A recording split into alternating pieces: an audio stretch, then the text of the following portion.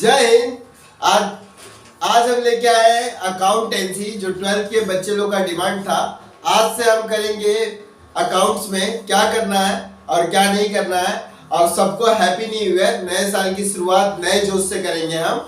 और इस वीडियो को हम इसलिए लेके आए कि बहुत से बच्चों को अकाउंट में प्रॉब्लम था, दिक्कत था। आज उस प्रॉब्लम और दिक्कत को खत्म करेंगे। आज एक ऐसा चैप्टर लेके आए हैं जो बोर्ड एग्जाम में कंपलसरी आता है, और इसको कर लिया कोई भी स्टूडेंट तो पास हो जाएगा, बिना पढ़े पास हो जाएगा अकाउंट में, बिना कुछ किए पास। खाली मैं जो फॉर्मेट बता रहा हूँ बस वो आप कर लो और पास हो जाइए। आइए फाइनल अकाउंट स्टार्ट करते हैं कि फाइनल अकाउंट होता क्या है।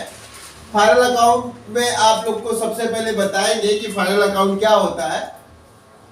फाइनल अकाउंट आपको 15 मार्क्स के लिए पूछा जाएगा बोर्ड एग्जाम में। 15 मार्क्स के लिए, कितने मार्क्स के लिए पूछा जाएगा? 15 मार्क्स के लिए।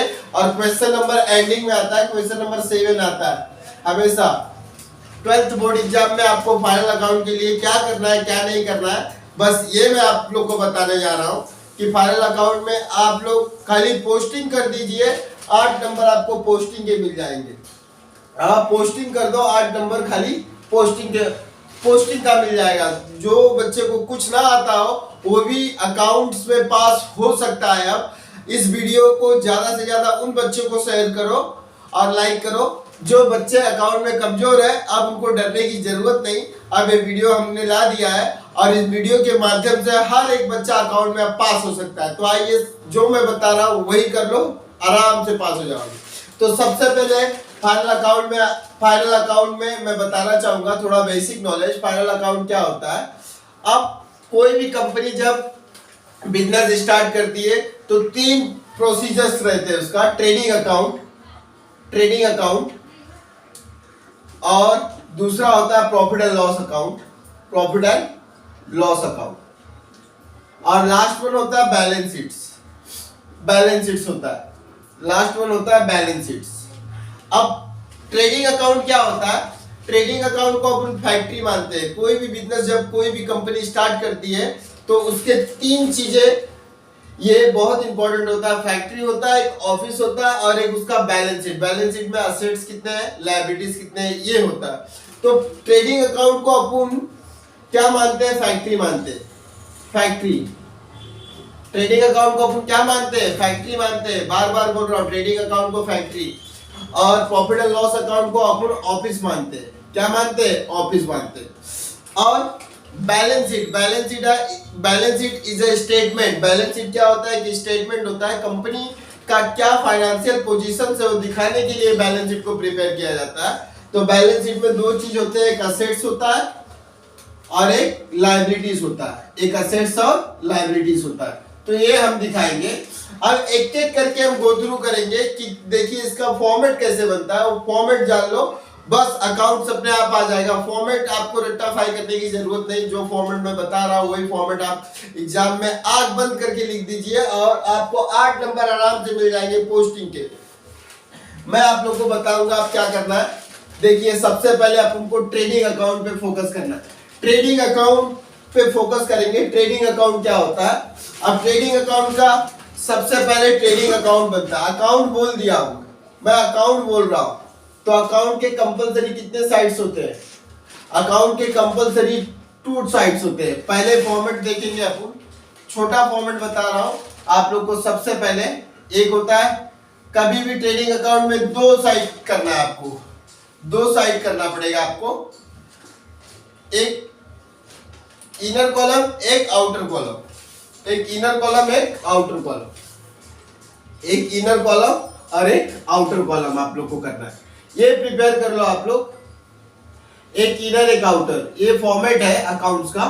तो ट्रेडिंग अकाउंट में देखो बच्चों, ट्रेडिंग अकाउंट में आप लोग क्या करोगे? एक डेबिट साइड इधर लिख दोगे और इधर क्रेडिट साइड लिख दोगे। कंपलसरी अकाउंट के 2 साइड्स होते हैं, एक डेबिट साइड एक क्रेडिट साइड। तो इसमें पर्टिकुलर लिखोगे, पर्टिकुलर्स और रुपीस, और यहाँ भी पर्टिकुलर रुपीस यहाँ पे। तो ट्रेडिंग अकाउंट आप लोग को हेडिंग देना है, trading account for the year ended 31 मार्च को ईयर एंडेड होता है, कभी होता है ईयर एंडेड 31 मार्च को, और जो ईयर है जो ईयर 2022 है 2023 है, जो ईयर में एंड होगा वो आपका ये फॉर्मेट है। कंपलसरी इसको बनाना है आप लोग को, और इसके ऊपर लिख देना है इन द बुक्स ऑफ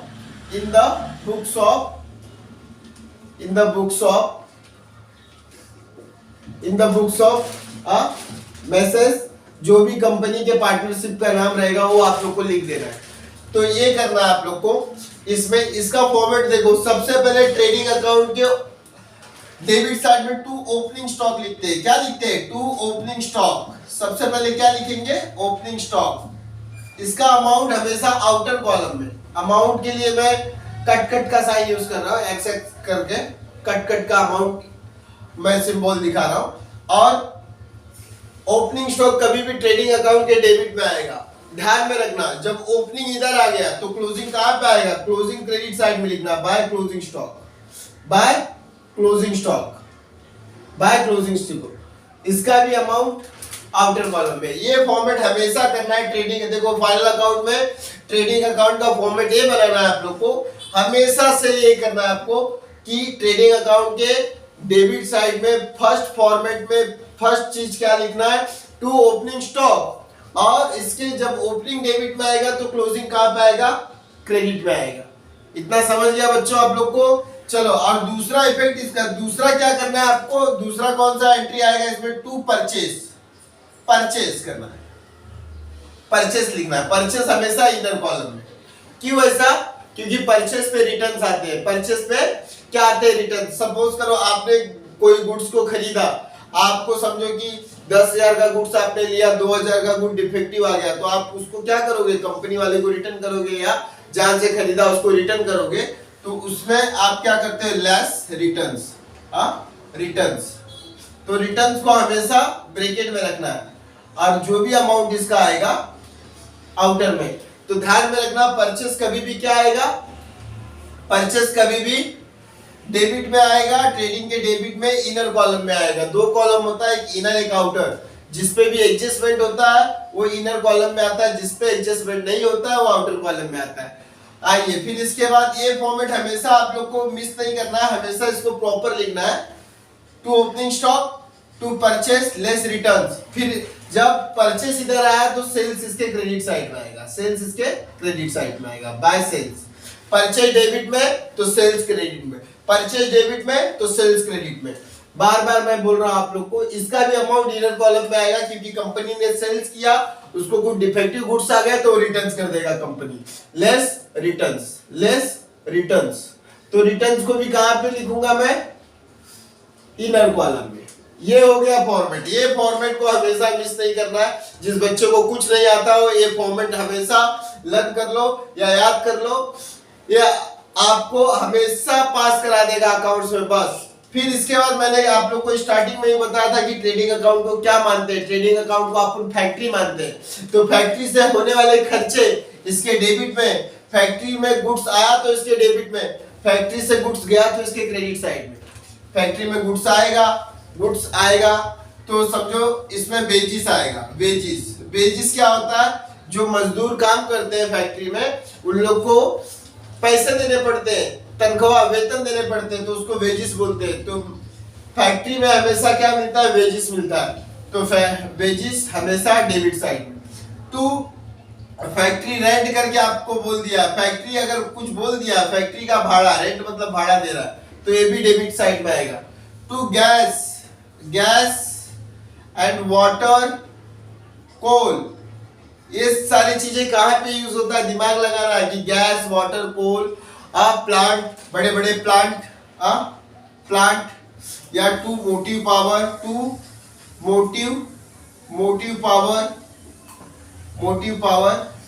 ये सब कहां पे यूज होते हैं? ये सब फैक्ट्री में यूज होते हैं। तो दिमाग लगाना कि ये सारी चीजें एक्सपेंस है, तो ट्रेडिंग के डेबिट में आएगा। ट्रेडिंग के डेबिट में जो लॉस होता है फैक्ट्री से रिलेटेड होता है वो डेबिट में आता है। तो ये मोटिव पावर हो गया। और एक चीज बता रहा हूं आप लोग को, टू रॉयल्टीज टू रॉयल्टीज आप लोग को बता रहा हूँ, इसका सब अमाउंट आउटर में आएगा क्योंकि इस पे एडजस्टमेंट नहीं दिया, जिस पे एडजस्टमेंट देगा वो इनर में आएगा, वो इनर में आएगा। फाइनल अकाउंट एकदम बेसिक से बता रहा हूँ आप लोगों को, कि आप लोगों को बेसिक से इसलिए बता रहा हूँ कि आप लोग को दिक्कत ना हो, फॉर्मेट हमेशा याद रहे। अगर कोई बच्चा भूल भी जाता है तो ये मेरे ट्रिक को आप अप्लाई कर लो अपने माइंड में और अब ऑटोमेटिकली आपको याद हो जाएगा, लर्न हो जाएगा। टू रॉयल्टीज इसमें आ गया, फिर टू, अब देखो फैक्ट्री से होने वाले खर्चे, तो यहाँ पे मोटिव पावर आ गया, रॉयल्टीज आ गया, फैक्ट्री रेंट आ गया, वेजेस आ गए, कोल एंड गैस आ गए। अब देखो अब इसके बाद मैनेजर सैलरी, मैनेजर सैलरी भी इसमें आएगा, मैनेजर सैलरी करके आएगा। वॉचमैन सैलरी बोल देगा तो प्रॉफिट एंड लॉस के डेबिट में मैनेजर सैलरी। अब प्रोडक्शंस, अब क्या बोल दिया है, ये सारी चीजें आप ध्यान में रख लो, ये सारी चीजें आपको इतना ही करना है, बस इतना फॉर्मेट में भर देना है आप लोग को, और कुछ रहेगा फॉर्मेट में तो मैं बता दूंगा। तो goods, good loss by fire, अगर गुड्स लॉस बाय फायर हो गया, गुड्स कैसे भी जल गया, तो बाय गुड्स क्या लिखोगे आप, by goods loss by fire, goods जल गया, या by goods, goods loss by taken. ये सारी चीजें आप कहां पे लिख दोगे, ट्रेडिंग के क्रेडिट में। ये सारी चीजें आप लोग कहां पे लिख दोगे, ट्रेडिंग के क्रेडिट में, अमाउंट आउटर कॉलम में। और ये चीजें था जो ट्रेडिंग अकाउंट से होने वाले खर्चे, factory rent, gas, water, coal, motive power, custom duty, custom duty आ गया, कस्टम ड्यूटी जो गुड्स खरीदते हैं उस पर कस्टम चार्ज देना पड़ता है, ये इसलिए यहाँ पे आ गया। इंपोर्ट ड्यूटी, इंपोर्ट ड्यूटी यहाँ पे आ गया, इंपोर्ट ड्यूटी। सारे ड्यूटीज मतलब क्या होते हैं, टैक्सेस होते हैं, ऑक्ट्रॉय होते हैं, टू ऑक्ट्रॉय, ऑक्ट्रॉय, ऑक्ट्रॉय मतलब टैक्स देना पड़ता है गुड्स के ऊपर। तो ये सारी चीजें कहाँ पे आएगा, ट्रेडिंग के डेबिट में आ जाएगा। और से बहुत से पूछा जो फैक्ट्री से होने वाले खर्चे इसके डेबिट में डाल देना। मैं आप लोग को शॉर्टकट फॉर्मेट बता रहा हूँ, बस ये शॉर्टकट फॉर्मेट कर लो आप लोग और आराम से पास हो जाइए। अब देखिए इतना आपने कर लिया, कोई बात नहीं, कोई इशू नहीं है, बस ये फॉर्मेट ध्यान में रखिए, ये फॉर्मेट को आप ध्यान में रखिए, इसके अमाउंट कट कट। अब फिर से मैं एक बार आपको गो थ्रू करा देता हूँ, लर्न करा देता हूँ। सबसे पहले ट्रेडिंग अकाउंट आपको करना है, trading account for the year ended 31 मार्च ये, और पर्टिकुलर, पर्टिकुलर मतलब गुड्स आया गया, ये सारे विवरण को यहाँ पे लिखने के लिए पर्टिकुलर लिखते हैं। फिर इसके बाद 2 रुपीस, एक इनर रुपीस, एक आउटर रुपीस। इनर में कौन से अमाउंट आएंगे जिसपे एडजस्टमेंट हो, एडजस्टमेंट आपको आगे कराएंगे, पहले सब बेसिक हो जाए, फिर एडजस्टमेंट, फिर फॉर्मेट, बड़ा सा फॉर्मेट करा के आपको फाइनल अकाउंट करा देंगे, वही फाइनल अकाउंट कराएंगे जो बोर्ड में पूछा जाएगा।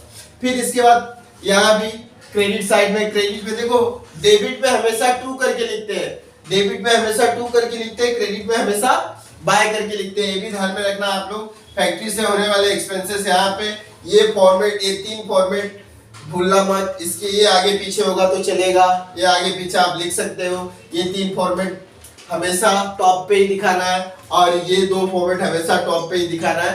फिर इसके बाद आप लोग जो भी कुछ करो, इसके बाद आप लोग जो भी कुछ होता है आप लोग इसको देखते रहो। मैं एक बार रिविजन्स करा देता हूँ। अब ट्रेडिंग अकाउंट को एक बार रिविजन्स करा देता हूँ कि इसके डेबिट में क्या जाएगा, टू ओपनिंग स्टॉक, इसके डेबिट में जाएगा टू ओपनिंग स्टॉक और to purchases, less returns, less returns, ये ध्यान में रखना है। इसके क्रेडिट साइड में बाय सेल, लेस रिटर्न्स।